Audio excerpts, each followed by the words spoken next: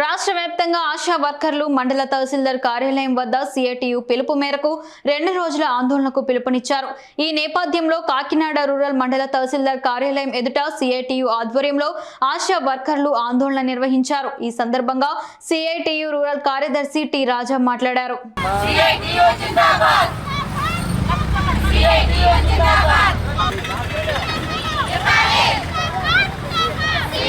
మేము నాణ్యమైన కోరికల కోసం అని చెప్పేసి ఫిబ్రవరి 8వ తారీఖున మేము చెలో విజయవాడ కోసం బయలుదేరినప్పుడు మమ్మల్ని గృహ నిర్బంధం చేశారు. 7వ తారీఖు నుంచే మమ్మల్ని గృహ నిర్బంధం చేశారు.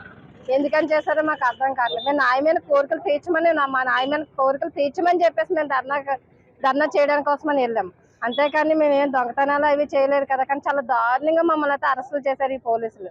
ఒక ఆడవాళ్ళని కూడా చూడకుండా మమ్మల్ని చాలా దారుణంగా హింసించారు ఈ పోలీసులు. మరి ప్రభుత్వం అయితే చాలా మొండిగా ఉంది.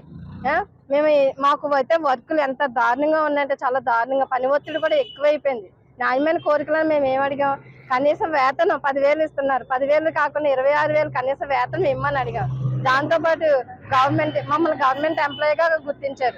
గవర్నమెంట్ ఎంప్లాయీగా వచ్చి మాకేమి గవర్నమెంట్ వచ్చే పథకాలు, సంక్షేమ పథకాలు కూడా ఏం వర్తించట్లేదు. మరి అవి కావాలని అడిగి మాకు ఒక మెటర్నిటీ సెలవులు లీవ్ లేవు, ఒక సెలవులు లేవు, ఏమీ లేవు. 24 గంటలు మేము డ్యూటీ చేయవలసిందే. కనీసం గవర్నమెంట్ వాళ్ళు చేసే డ్యూటీలు కావాలి, టైం ఉంది కానీ మాకైతే ఒక టైమింగ్స్ అనేదే లేదు. ఏ టైం అయితే ఆ టైంకి మేము డ్యూటీలో ఉండవలసిందే. దాంతో ఆన్లైన్ వర్క్లు ఎక్కువైపోయినాయి. ఫోన్లు ఇచ్చారు, ఆ ఫోన్లు అయితే నాణ్యమైన ఫోన్లు ఇమ్మని చెప్పేసి అడుగుతున్నాం. ఆ ఫోన్లో వర్క్ మేమేంటి ఫోన్లోనే వర్క్ చేయాలి, రికార్డులు చేయాలి, 2 చేయాలి. ఇటు ఊర్లోనే పని చేస్తామా, ఇటు ఆన్లైన్ వర్కే చేస్తామా, రికార్డులే రాస్తామా, పేషెంట్లు కూడానే వెళ్తామా, ప్రతి దానికి ఇచ్చేస్తున్నారు. సచివాలయంకి వచ్చి కూర్చోమంటున్నారు.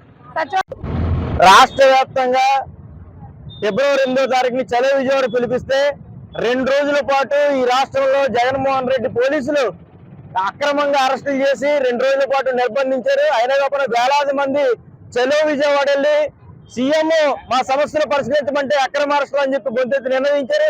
చర్చలకై పిలిచి ఆశా వర్కర్ల యూనియన్ రాష్ట్ర ప్రధాన కార్యదర్శి మన ధనలక్ష్మి గారిని చర్చలుగాని పిలిచి ఆఫీసులోనే అరెస్ట్ చేసిన పరిస్థితుంది. అలాగా సమస్యలు పరిష్కరించమని, కనీస వేతనం ఇవ్వమని, అలాగే టీఏడీఏలు ఇవ్వమని చెప్పి, ఇతర సౌకర్యాలు కల్పించాలని చెప్పి, రిటైర్మెంట్ బెనిఫిట్స్ కల్పించాలని చెప్పి, 10,000 జీతంతో ఏ విధంగా బతకాలని చెప్పి ప్రశ్నించిన ఆశా వర్కర్ల మీద అక్రమంగా అరెస్టులు పెట్టి కేసులు పెట్టారు. ప్రభుత్వం తక్షణం స్పందించాలని చెప్పి ఆందోళన చేస్తుంటే పిలవకుండా భవిష్యత్తులో ఉద్యమం చేస్తామని చెప్తా ఉన్నాం. జగన్మోహన్ రెడ్డికి భయం లేదు, నాకు అసలు భయం లేదు. ఎన్నికల్లో గెలవడం కోసం మీరు 2 ఓట్లు గెలవండి, 2 ఓట్లు వేయండి అని చెప్పి పిలిపిస్తా ఉన్నారు. మేము కూడా 2 ఓట్లు ఎవరికి వేయాలని కూడా మేము కూడా ఆలోచిస్తా ఉన్నాం. మేము కూడా సిద్ధమే, యుద్ధానికి సిద్ధం. మీరు ఎన్నికలు సిద్ధమైతే మేము కూడా యుద్ధానికి సిద్ధమే.